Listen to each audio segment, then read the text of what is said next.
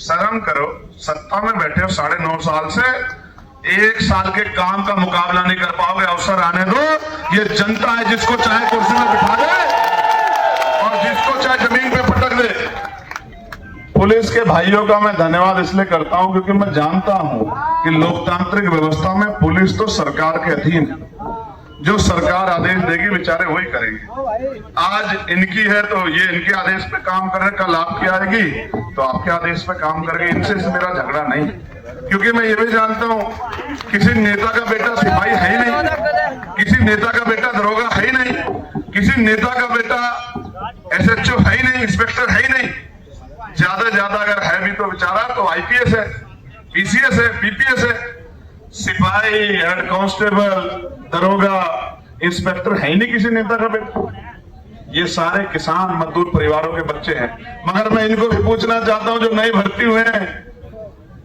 एक बेटी मुझे आज मिली थी, उसके पति सेना में थे, छुट्टी पे आए, 20 दिन अपने परिवार के साथ रहे, सड़क दुर्घटना में जान चली गई। मुझसे पूछ रही थी कि मेरा क्या कसूर है, मेरा पति तो सेना के लिए, सेना में भर्ती हुआ देश के लिए बलिदान देने के लिए, लेकिन मेरा पुनर्वास कैसे होगा, मेरे बच्चों को कैसे जो है, उसके तो बच्चे नहीं लेकिन जो सेना के परिवार है उनके बच्चों का क्या होगा। आपने तो 4 साल की अग्निवीर की नौकरी दे दी, 4 साल की, इससे भला हो जाएगा। मैं बताना चाहता हूं आपको, पुरानी पेंशन का लाभ आपको नहीं चाहिए क्या? बताओ अपने मन पे, दिल पे हाथ रखे, आपको नहीं चाहिए पुरानी पेंशन? नहीं चाहिए? पुलिस के लोगों को बताओ, पुरानी पेंशन नहीं चाहिए क्या? क्या होगा जब बूढ़े हो जाओगे? कहां से कौन रखवाली करेगा? आज जो आपसे गलत काम करवा रहे हैं मजबूरी में, क्योंकि आप नौकरी कर रहे हो सरकार की, तो कल जब बूढ़े हो जाओगे आपके ऊपर अगर मुकदमा को जांच चलेगी तो ये पीछे भाग जाएंगे। ये कहेंगे हमारा कोई लेना देना नहीं, आप समझदार हो जाओ। मैं अगर आज आपको सचेत कर रहा हूं तो हवा में नहीं कर रहा हूं। जिन पे आज डंडा पड़ रहा है वो भूलेंगे नहीं, वो भी याद रखेंगे कि किंग साहब ने डंडा चलाया, किंग साहब ने बुलडोजर चलाया, किंग साहब ने गोली मारी, भूलेंगे नहीं वो लोग।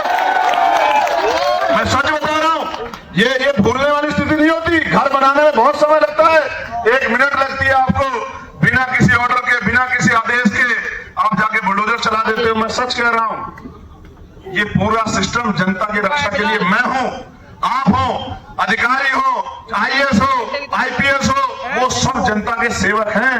हमें तनख्वाह मिलती है जनता के टैक्स से, आप और मुझे। हम मालिक नहीं हो सकते कभी। इनका हाथ हमारे ऊपर है तो हम नेता हैं, इनका हाथ हमसे उठ गया तो हमें गली में भी नहीं पूछेगा कोई। याद रखना मेरी बात को। मैं बहुत बधाई देता हूं शामली के साथियों को, अपने नेताओं को, अपने संतों को बहुत बधाई देता हूं। मैं भाग्य में, सौभाग्य में भरोसा तो नहीं रखता हूं, क्योंकि मैं मानता हूं कर्म प्रधान है।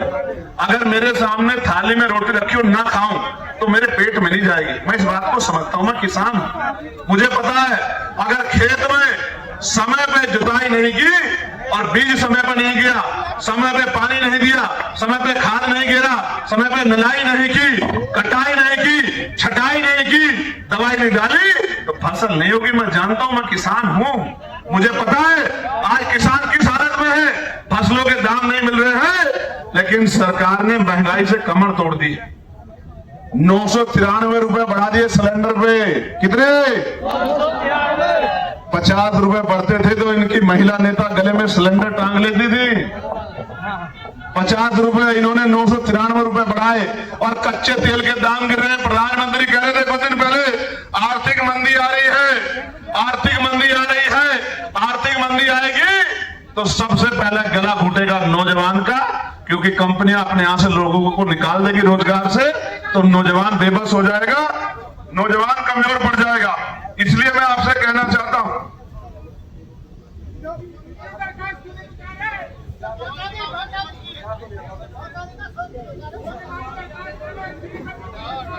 बैठ जाओ आराम से, थोड़ी देर बैठ जाओ, बैठ जाओ, बैठ जाओ। हरिजन क्या होता है? हरिजन गलत समझा आपको।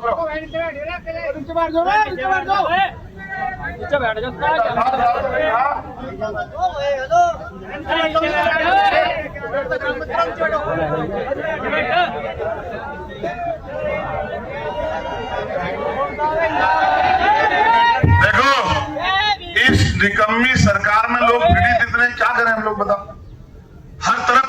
कहीं किसी की जमीन छीनी जा रही है, कहीं किसी की नौकरी छीनी जा रही है, कहीं किसी का रोजगार छीना जा रहा है, तो लोग तकलीफ में हैं। और आजाद समाज पार्टी के नेताओं से उम्मीद है, इसलिए बेचारे दरखास्त लेके खड़े हैं। उनकी क्या गलती कब माना जाए? अगर समय पे काम हो जाए, आप अपने आप बताओ, बात बदल गई है, आप अपने आप बताओ, कोई दफ्तर है जहां बिना पैसों के काम हो रहा? फिर क्यों नहीं हो रहा? क्योंकि सरकार ने कहा हम भी लूट रहे हैं, आप भी लूटो, मिलकर लूटेंगे, किसी की दिक्कत ही नहीं। ये जनता की सरकार नहीं है, ये लुटेरी सरकार है, लुटेरी। और लुटेरी सरकार अपने एजेंडे को अधिकारियों को भी समझाना चाहती है। मैं अच्छे अधिकारियों से कहना चाहता हूं, अच्छे अधिकारी को सम्मान मिलेगा, और जो नुकसान करेगा, गलत काम करेगा, संविधान खिलाफ जाएगा, तो भैया जांच तो उसकी भी होगी। मेरी बात को आप याद रखना। प्यारे साथियों, मैं आर्थिक मंदी की बात कर रहा था, तो प्रधानमंत्री जी ने कहा सोना मत खरीदो, तो भैया बिजली दे दो तो कम से कम सो तो जाए घर में आराम से। आपने तो बिजली भी छीन ली। बिजली में आपने प्रीपेड मीटर लगा दिए, स्मार्ट मीटर लगा दिए। 500 रुपए जो बिल आता था कुछ साल पहले, वो 5000 रुपए चला गया। आपने कटौती में जो है नया आपने पावर प्लांट तो लगाया नहीं, लेकिन बिजली कटौती इतनी बढ़ा दी, मैं रुका था रात बुढ़ाना, मुझसे मत कहलवाओ, हर 1 घंटे बाद कट लग रहा था। अगर जनरेटर ना होता तो पूरी रात जाग के निकालनी पड़ती। मुझे तो जनरेटर मिल गया, लेकिन इस जनता को जनरेटर कहां से मिलेगा? इनको कहां जनरेटर मिलेगा? इनकी तो आमदनी भी इतनी जितना तेल फूक जाएगा। आप समझे? अगर 1 हफ्ता जनरेटर चल गया गरीबों के यहाँ, तो 20 दिन इनके बच्चे भूखे मरेंगे। ये हालात है उत्तर प्रदेश की इस समय। इसलिए मैं कह रहा हूं, जिस सरकार पे कोई विजन ना हो, जिस सरकार पे कोई नीति ना हो, जिस सरकार पे कोई एजेंडा ना हो, तो वो अपने आप को सत्ता में बना के रखने के लिए लोगों को लड़ाने के अलावा कोई काम नहीं करेगी। मैं आपको कहना चाहता हूं, आप पहले भी यही रहते थे, भाईचारा बना के रहोगे तो अपनी समस्याओं से लड़ोगे, और इनके एजेंडों में आ जाओगे तो आपस में लड़ते रहोगे, आपस में